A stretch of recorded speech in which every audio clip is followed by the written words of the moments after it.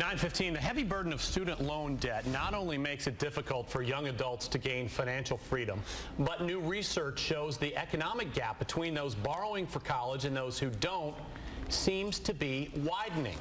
Joe Burt with Certified Financial Group is here this morning. All right, Joe. So let's talk.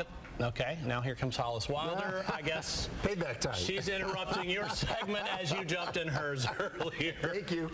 All right. So, folks. Yeah, there you go.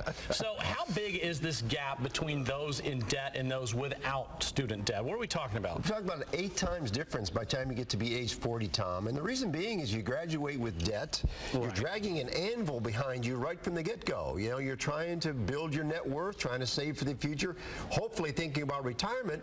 But you're starting out for your college years and you've got this big anvil you're dragging behind you called student debt.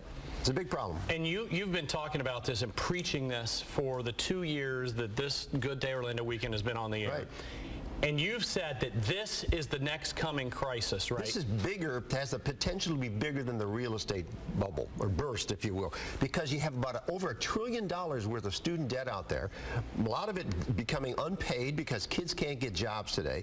So the government is looking at how we can subsidize those kids, give them entry-level jobs, teaching in the inner city, forgiving that debt.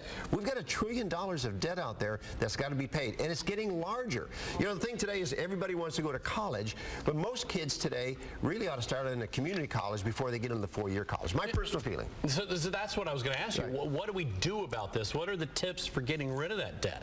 Well, what you need to do is, first of all, focus on how you're spending your money.